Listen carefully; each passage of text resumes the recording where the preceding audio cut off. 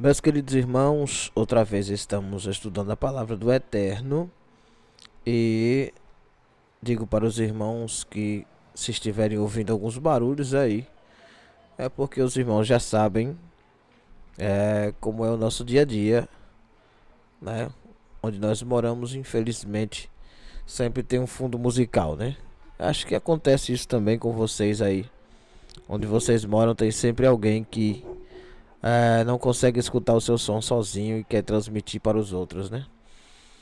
Pois bem, estamos mais uma vez estudando a palavra do Senhor do livro de Gênesis e transmitindo para os irmãos a leitura de Gênesis 39.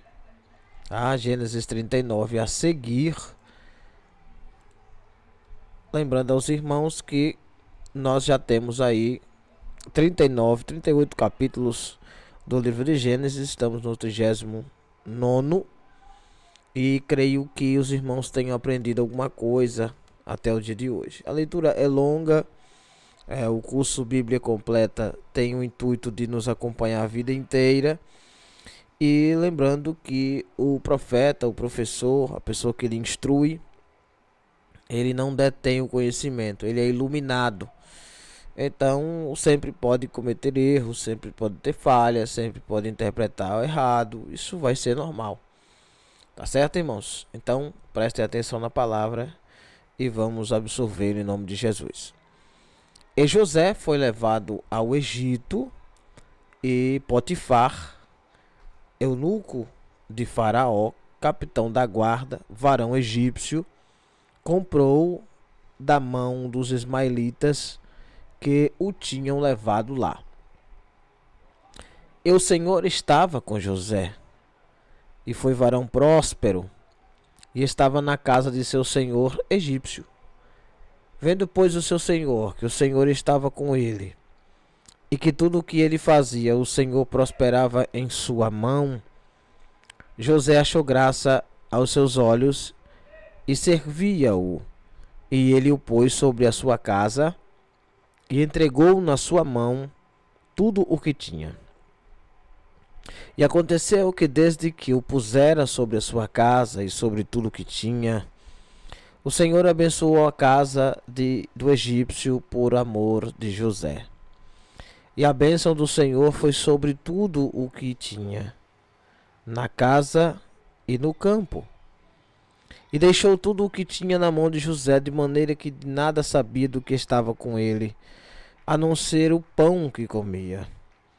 E José era formoso de aparência e formoso à vista.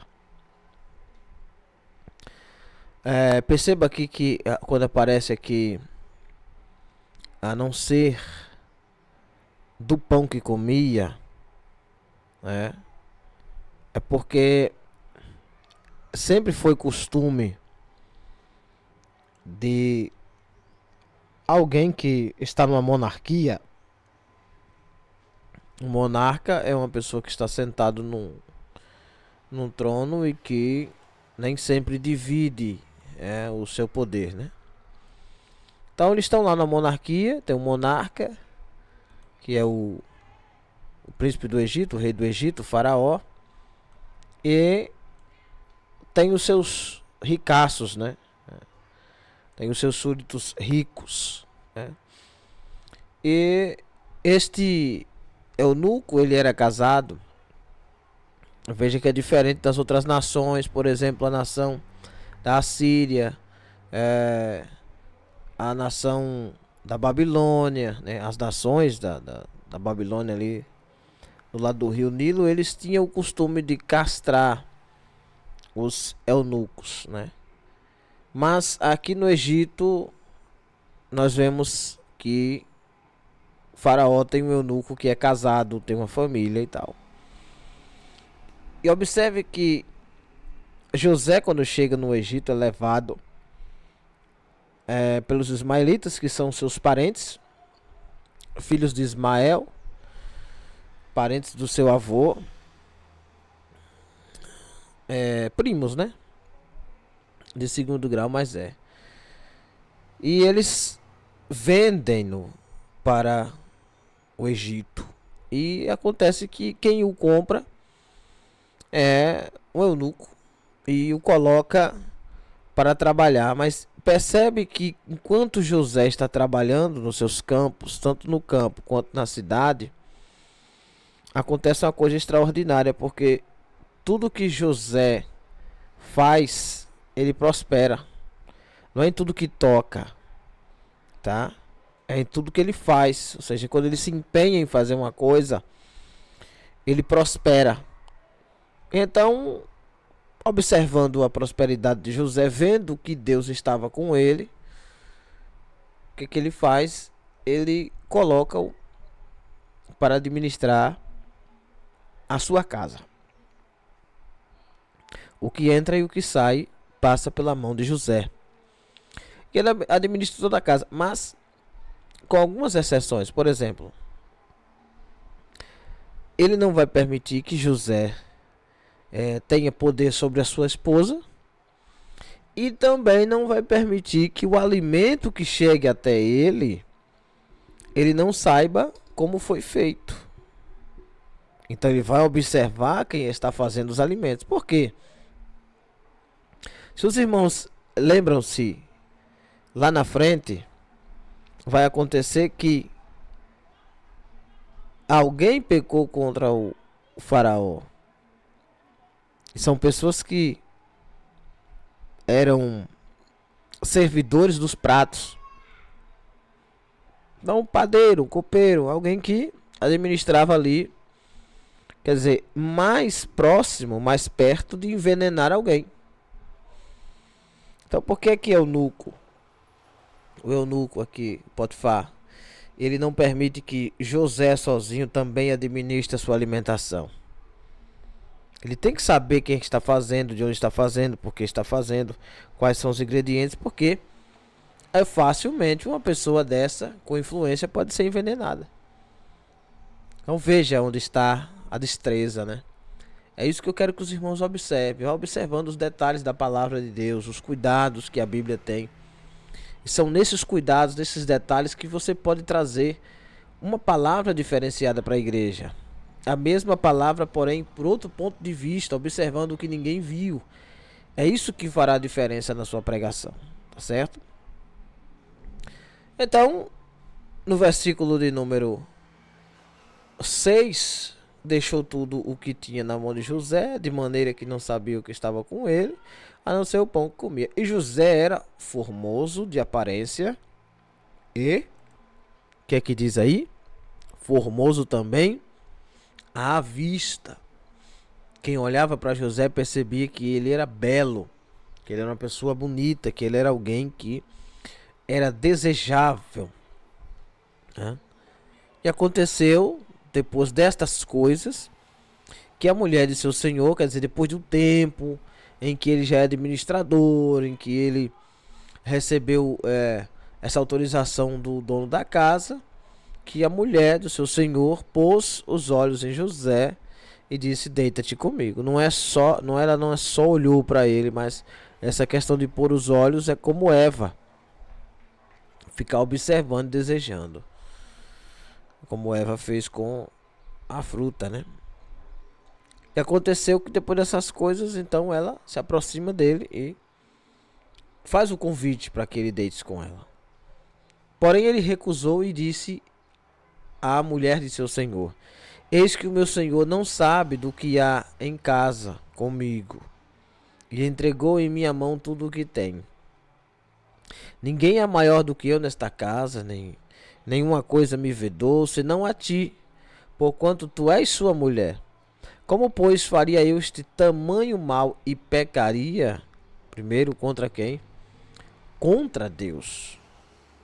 Quer dizer, faria mal ao próximo, porque estaria subtraindo o que não é dele, além de desejar a mulher do próximo, que é proibido por Deus em mandamento. Ele também ia possuir a mulher, que é também proibido por Deus em mandamento. Então ele pecaria contra Deus e faria mal ao próximo. Veja que José aqui evitou no mínimo 5 pecados: cobiça das coisas alheias, adultério, prostituição, tá? Pecado contra Deus, tá certo? E principalmente aqui a prevaricação, né? Que é a ação de você transpor o seu limite. Deus lhe disser que você vai até aqui e você ir além, né? Quando o salmista Davi, né? Quando Davi ele escreve o Salmo 51, depois de arrependido, lógico, de cair com Batseba, ele diz o seguinte: eu pequei, Senhor, eu pequei contra ti eu pequei, agora o Senhor não retire de mim o teu espírito.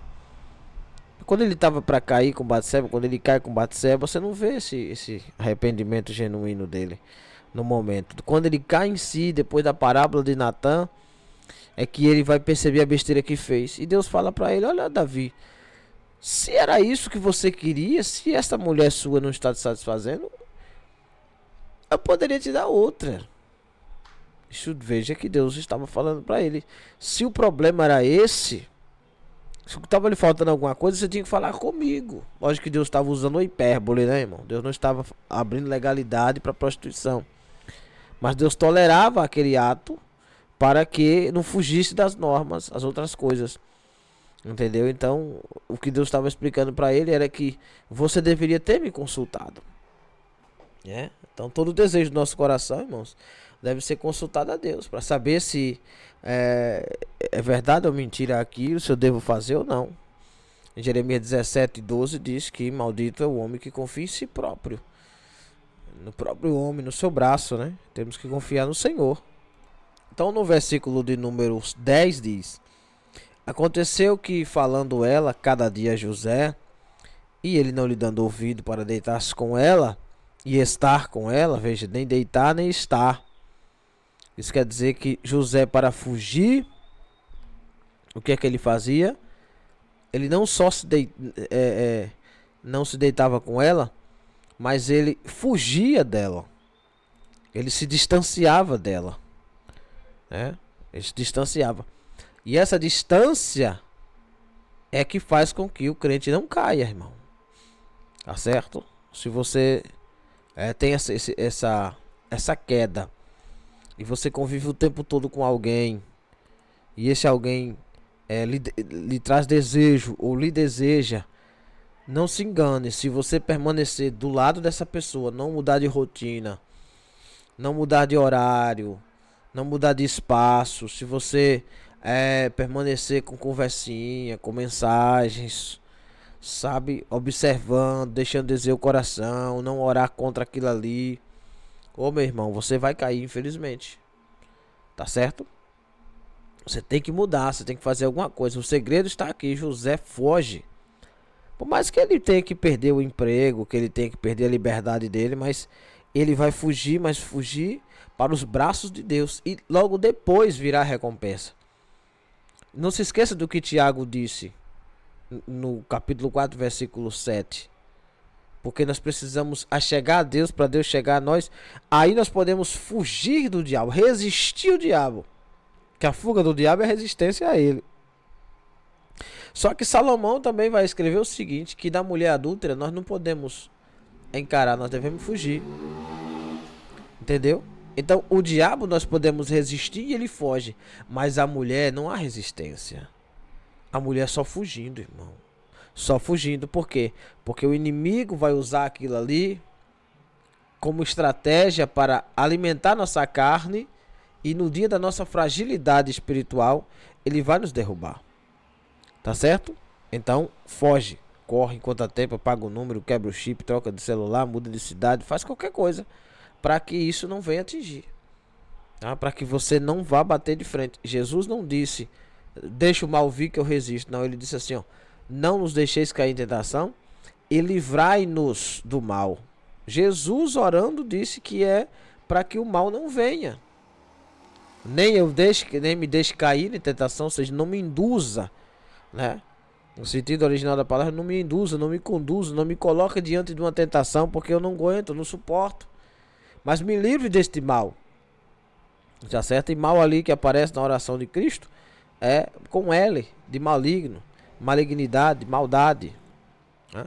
Coisa ruim, maledicência do diabo mesmo, não é males da vida. né? Os males da vida é com U, né? Coisa mal. Ah, eu tropecei, é mal.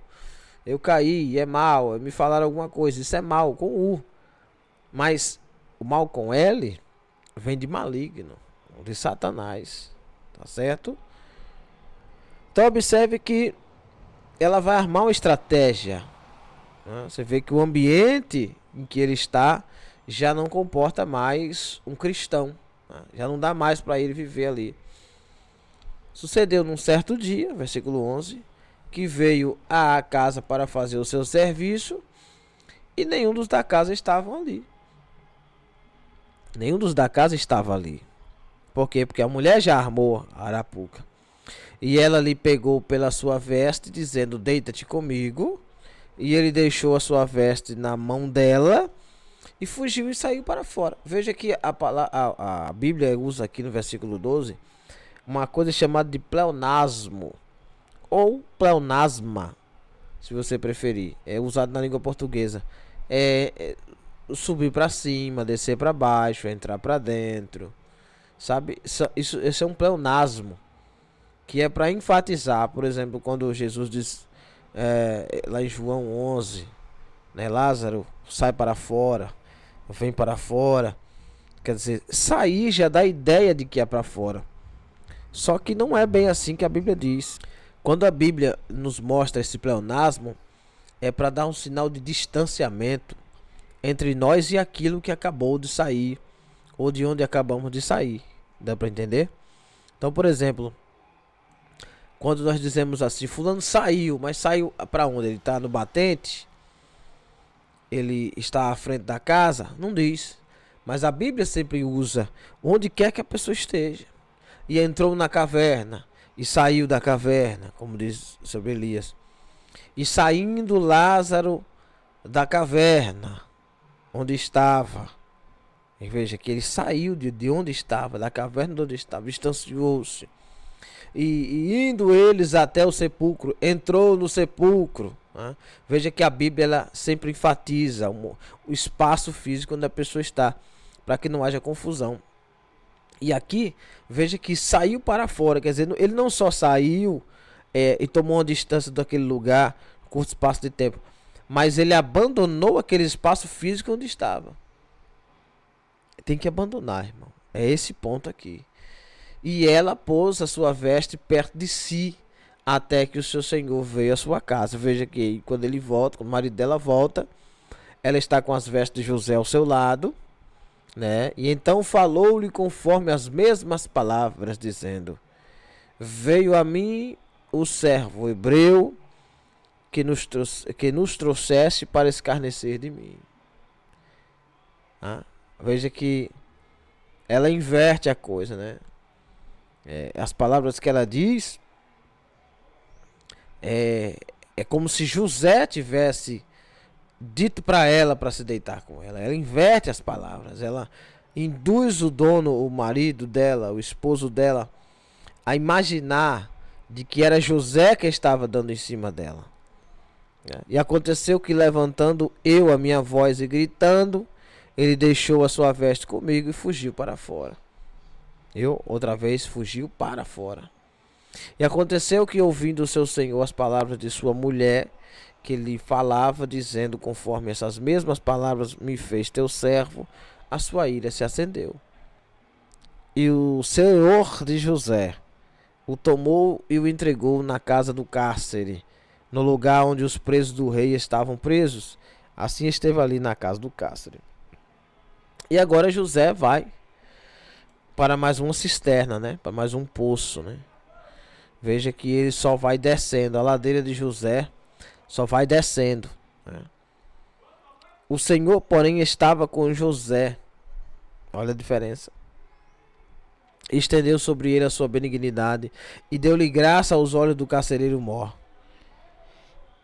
E o carcereiro mor entregou na mão de José todos os presos que estavam na casa do cárcere, e ele fazia tudo o que se fazia ali. E o carcereiro mor não teve cuidado de nenhuma coisa que estava na mão dele, porquanto o Senhor estava com ele, e tudo o que ele fazia o Senhor prosperava. Quer dizer, agora José vai ser uma espécie de agente penitenciário, né? José agora vai tomar conta daquela prisão, né? Daquela delegacia. Vai instruir os outros presos, vai ajudar os outros presos a, como é que se diz, a estar organizado, né? Ele vai organizar a vida dos presos, alimentar os presos, fazer o que se faz numa prisão. Normalmente as prisões egípcias, elas já eram um pouco mais modernas, já tinha os cárceres, já tinha o cárcere interior, tinha níveis de prisioneiros, tinha separação por departamentos e tal. E José foi colocado junto com os presos reais, ou seja, ele agora é inimigo do rei, né? Aconteceu depois dessas coisas, aí Gênesis 40, que pecaram o copeiro do rei do Egito e o padeiro contra o seu senhor, o rei do Egito. E dignou-se Faraó muito contra os seus dois eunucos, né? Contra o copeiro Mor e contra o padeiro Mor. E entregou-os à prisão na casa do capitão da guarda e na casa do cárcere, no lugar onde José estava preso. Veja que depois que José está preso, vai chegar mais dois prisioneiros que pecaram contra o seu rei, né? Então não diz qual foi a forma de pecado, mas essa questão de pecado aqui não é um pecado contra Deus, tá certo, irmão? É que eles fizeram alguma coisa de errado. Que fez alguma coisa de errado para eles. A palavra pecado aqui é errar, né?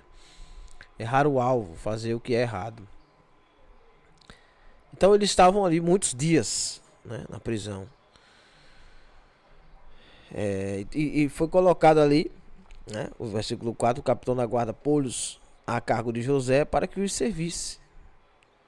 E estiveram muitos dias na prisão. Quer dizer, vocês tinham a questão de copeiro lá e padeiro, então agora vocês vão servir aqui na cadeia, porque não é como a cadeia brasileira que os presos comem de graça, né?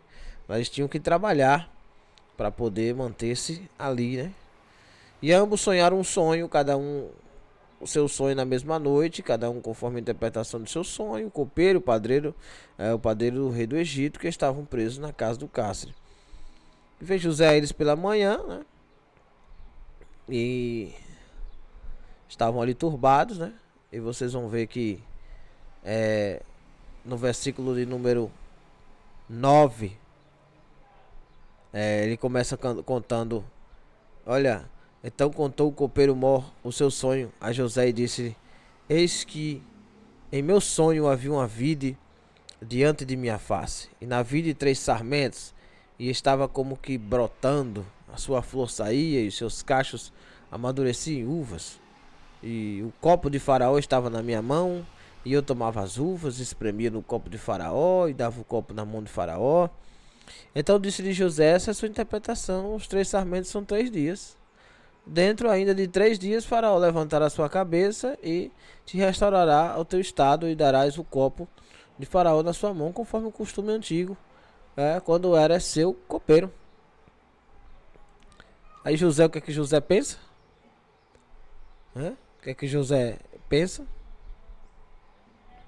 Que eles, por estarem ali servindo a José, vão lembrar-se de José, né? Mas, porém, lembra-te de mim, versículo 14. Quando te for bem, algo que use comigo de compaixão. Quando você estiver lá, que você estiver livre disso aqui, ajude-me. Lembre de quem te ajudou. E que faças menção de mim a Faraó. E faz-me sair desta casa. Quer dizer, conta pra ele que eu sei interpretar sonhos. Fala sobre mim, que eu sou bom aqui no cárcere, que eu estou aqui injustamente. Quer dizer, José contou sua história, né? E Deus está mostrando que José é justo através das obras que está fazendo em José. Porque de fato fui roubado da terra dos hebreus. José está magoado. E tão pouco aqui nada tenho feito para que me pusessem nesta cova. Conte para ele minha história. Fale que eu sou inocente. Vendo então o padeiro Mor, que tinha interpretado bem, disse a José: eu também sonhava. Quer dizer,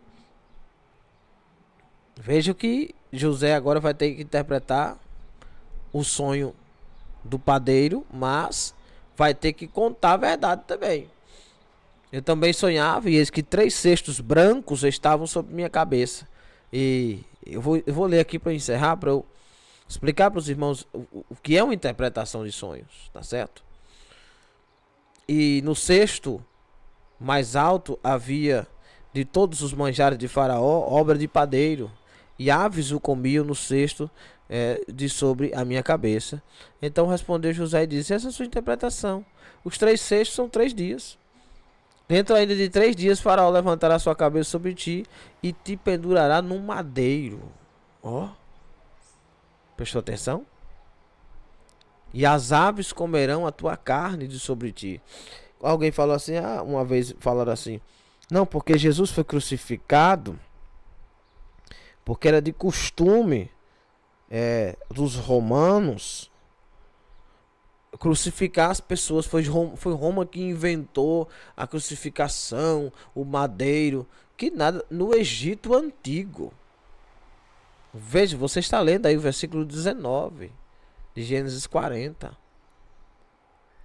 José disse: olha, Faraó vai levantar sua cabeça e vai lhe pendurar no madeiro, e as aves comerão a tua carne sobre ti.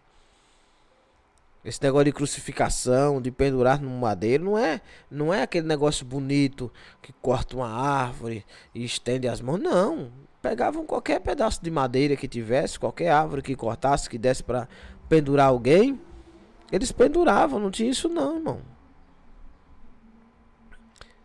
Então respondeu José e disse: essa é a sua interpretação. Os 3 cestos são 3 dias. Dentro ainda de 3 dias, Faraó levantará sua cabeça e pendurará no madeiro, e as aves comerão a tua carne sobre ti. E aconteceu ao 3º dia, o dia do nascimento de Faraó. Faraó vai fazer aniversário e vai fazer um banquete. E que fez um banquete a todos os seus servos, e levantou a cabeça do copeiro mor e a cabeça do padeiro mor no meio dos seus servos, e fez tornar o copeiro mor o seu ofício de copeiro, e este deu o copo na mão de Faraó, mas ao padeiro mor enforcou, como José havia interpretado. Essa palavra enforcou aqui, irmãos, é para os irmãos prestarem atenção. Josué, quando chega num determinado lugar da terra, nós vamos ler isso lá em Josué. Quando Josué chega, Deus fala para Josué: olha, aqui o costume é fazer o seguinte: quando você pegar qualquer um desses homens aí que são ímpios e iníquos, enforca eles, eles vão morrer asfixiados. Depois você pega o corpo deles e pendura no madeiro, porque todo aquele que for pendurado no madeiro será maldito. Entendeu? Então eles morriam e depois era pendurado no madeiro. Para quê? Para que todo mundo que passasse ali visse o que é que se fazia com alguém que era desobediente, alguém que se levantava contra o povo de Deus. O negócio era terrível, irmão. Era terrível. Deus hoje está no tempo da graça, irmão. Mas no tempo da lei não era coisa boa não, irmão. Não era coisa boa de jeito nenhum. Deus usava só a misericórdia. Ele não usava o amor, não. O atributo de Deus era misericórdia. Ele terá misericórdia de quem tiver misericórdia. Era assim. Se andar certo, recebe o livramento. Se não andar certo, morre. Era assim. Mas com a graça, às vezes as pessoas têm a sensação de impunidade. Porque Deus permitiu deixar tudo para o último dia. Mas a conta vai chegar, irmãos. Amém ou não amém? A conta vai chegar. E fez tornar, né, o copeiro mor. Então, no versículo 22 diz que o padeiro foi enforcado. E o copeiro mor, porém, não se lembrou de José. Antes se esqueceu dele. Quer dizer, a pessoa agora está lá, de volta, servindo como copeiro. Ele vai estar ligando. Agora veja o que é uma interpretação de um sonho, né? Veja que a representação aqui, os 3 sarmentos, 3 dias. 3 sarmentos, 3 dias. O sarmento é aquele pedaço da videira, aquele ramo da videira que não foi podado ainda. Então aquele galho que está subindo, novo, né? Não foi podado ainda, precisou ser podado. E veja que Deus usa para José aqui 3 galhos, representando 3 dias. Algumas pessoas, sonhar com dinheiro é o quê? Sonhar com cocô é o quê? Sonhar com sapo é o quê? Não existe uma tabela, irmão. Não é jogo do bicho. Deus não trabalha com adivinhações. Deus trabalha com interpretações. Os dias ele vai representar com o que ele quiser. Com pedras, com paus, com galhos. Né? Com o que ele quiser representar. Que cabe a interpretação a Deus. Deus é quem interpreta. José, veja que José tem essa habilidade. Mas José tem essa habilidade agora, irmão. Depois de muitos anos já. Aqui José já tem mais de 10 anos, irmãos, preso. Entre a casa de Potifar e este cárcere aqui. José tem mais de 10 anos, irmão. Preso. Então José teve todo o tempo do mundo para aprender a fazer o quê? A interpretar sonhos. Justamente por não saber interpretar sonhos, é que na mente dele ele imagina que ele foi preso, que ele foi vendido. Porque se José soubesse interpretar aqueles sonhos, com certeza ele saberia o resultado dos sonhos, que lhe despertaria inveja. E Deus daria a ele uma estratégia maior, melhor, mais fácil, para que ele pudesse entrar no Egito. Porque José era muito inteligente. José, além de forte, inteligente, bonito. Uma pessoa com esses recursos, irmãos, ele entra em qualquer lugar. Tá certo? Então ele não sabia interpretar, mas agora sonhou, ele está interpretando.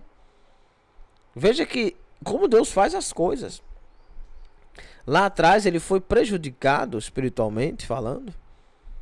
Prejudicado. Tentaram matá-lo. Por ele não saber interpretar o sonho. Foi perguntar ao pai, perguntar aos irmãos, perguntar à mãe, perguntar isso, perguntar aquilo. E aí eles interpretaram. E achavam que ele sabia a interpretação, mas estava fingindo. Só que José não sabia o que significava. Quando Jesus diz, olha, os feixes, eu vi os feixes se dobrando diante do meu. Olha, o sol e a lua também se dobravam, as estrelas também. Aí o pai disse, sim, mas até nós vamos ser menores que você. E os irmãos diziam, que tanto sonho é esse que você tem, que nós não entendemos. Veja que não é sonho de vida. Não, eu quero ser um pastor, eu quero ser uma coisa. Aí eu contei para os meus irmãos, e aí meus irmãos... para com isso, irmão. Para com isso. Eu vejo tanta pregação besta, tanta conversa fiada, tanta mentira. Não, você não pode contar seus sonhos para ninguém, porque José contou os sonhos dele, e aí veja o que aconteceu. Ele não pode contar os... José não contou o sonho dele para irmãos. Os irmãos de José não consideraram José como irmãos. José contou o sonho dele para uma quadrilha. Os irmãos de José não são crentes, são uma quadrilha de ímpios. Nós não, irmão, nós somos igreja. A Bíblia nos ensina a comunicar com os santos as nossas necessidades. Quando nós temos uma dificuldade, nós devemos correr para a nossa família, que é a igreja. José está fazendo o que é certo diante de Deus. Perguntar aos seus irmãos o que é aquilo. Perguntar para ter uma direção. Só que José não sabe que os irmãos dele são uma quadrilha. Quer dizer, José sabe, porque José, quando traz para casa as informações sobre os irmãos, ele conta a verdade. Olha, meus irmãos são assim, dizem que está num lugar e está em outro. Quantas vezes José foi procurar os irmãos no lugar que o pai mandou e ele estava em outro, para dar um baile em José, para que José não achasse? Fazendo as falcatruas dele, fazendo comércio ilícito, comércio com ismaelita, comércio com egípcio, proibido por Deus, irmão. Eles faziam comércio com a nação proibida por Deus de fazer. Então, José não está contando para um irmão de uma igreja, um crente. Não. E com isso eu não estou dizendo a vocês que vocês devem sair por aí com a boca aberta, contando tudo para todo mundo. Não, isso aí já é besteira. Aí você já está sendo infantil. Mas o que eu estou lhe dizendo é que você não pode usar um texto do Antigo Testamento em que um jovem não sabe o que é que está sonhando. O sonho não é dele, irmão. Não é, por exemplo, eu tenho um sonho de ser um pastor. Aí quando eu contei meu sonho, aí o que aconteceu quando você contou o sonho? Começaram a fazer macumba. Foi seu pastor que fez a macumba pra você não ser pastor? Não, quando eu contei o meu sonho, horário contrário. Horário contrário é o quê? Onde é que está escrito na Bíblia que existe uma oração contrária? Não existe oração contrária, irmão. A oração só pode ser destinada a duas pessoas, ou a Deus ou ao diabo. Se alguém estiver pedindo algo contra você, não é a Deus. Então ele não é crente. O que ele está fazendo é uma feitiçaria. Ele está pedindo a Satanás para que invista em sua vida. Mas e vai acontecer o quê? Nada. Porque Deus não vai deixar de te abençoar porque alguém pensa contrário a você, irmão.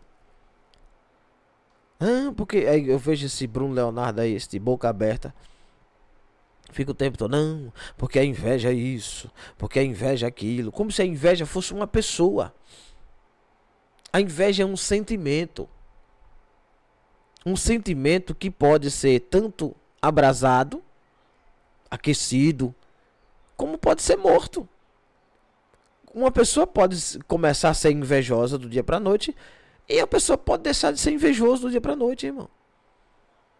Você não pode olhar para a igreja como se a igreja fosse um bando de ladrões que estão tentando te matar. Não conte seus maiores sonhos para ninguém. Por quê? Que besteira é essa? Nós vivemos num mundo de rede social em que tudo que você posta é contando para todo mundo seu sonho, irmão. Ou não? Ou quando alguém olha para você, não percebe o que você vai ser lá na frente. Não, esse irmão vai ser um pastor. Não, pela chamada dele vai ser isso. E daí, irmão? E quem quiser que lute contra, que faça bozó, que vá nas mata-virgem, que mate bode. Isso aí não vai influenciar em nada, irmão. Tanto não influencia que a inveja dos irmãos de José é o passaporte para que ele possa chegar a ser um governador. Mas José não sabe o mapa. Entendeu? Então é essa atenção que eu quero chamar para os irmãos sobre interpretação de sonhos. José está tendo uma visão. O sonho de José é interpretativo. Olha, é só você interpretar, José. Estou lhe dando um sonho, né? Estrelas, sol, lua, fecho de lenha, os molhos e tal. Mas ele não sabe o que é aquilo porque José ainda não conhece o mundo espiritual. O velho Jacó não explicou para ele o que é um sonho. Devido também, né? Tantos filhos que ele teve, não tinha tempo para tudo isso. Mas Jacó poderia ter ensinado a José sobre os filhos, sobre sonhos. Por quê? Porque um dos maiores sonhadores do Antigo Testamento foi justamente Jacó. Jacó, irmãos, viu a escada, viu a porta do céu. Jacó viu onde era que Deus descia na terra para visitar os homens. Tanto que ele colocou o nome de Betel, né? Então, Jacó tem sua parcela de culpa, porque ele deveria ensinar o que é um sonho, o que é interpretação, o que são visões e tal. Os irmãos estão entendendo? Amém? Então, não cai nessa empulhação. Não, pô, eu tenho um sonho, não posso contar para ninguém. Não, você não pode sair por aí contando para ninguém, porque isso é antiético. Ninguém precisa saber de sua vida. Mas não é que você vai contar para um irmão. Não, não vou contar para meu irmão aqui, porque aí vai dar tudo errado. Não, na hora que eu contei para alguém, deu tudo errado. Quem lhe disse isso? Quantos registros tem na Bíblia de que isso aconteceu, irmão? Um fato isolado em que uma quadrilha de irmãos decidiram matar José por inveja. Tá? Decidiram matar José porque perceberam que José realmente era alguém que estava crescendo naquela família. Eles não queriam que José fosse o preferido. E José e Jacó dava toda a pinta de que preferia José em vez dos outros. Tá certo? Então, em primeiro lugar, a interpretação dos sonhos vem de Deus. Daniel disse isso. Tá? Você tem que orar para que Deus lhe dê a interpretação do sonho. E quando você tiver um sonho em vida, de chegar a ser alguma coisa, não se prive de conversar com alguém, de pedir oração, de conversar com o pastor, com o irmão do seu lado. Isso aí é besteira pura. Tá certo, irmãos? Que o Senhor Jesus abençoe a cada um e até a próxima aula, quando nós vamos continuar esse assunto aqui maravilhoso, e Deus vai nos abençoar mais e mais em nome de Jesus, tá certo?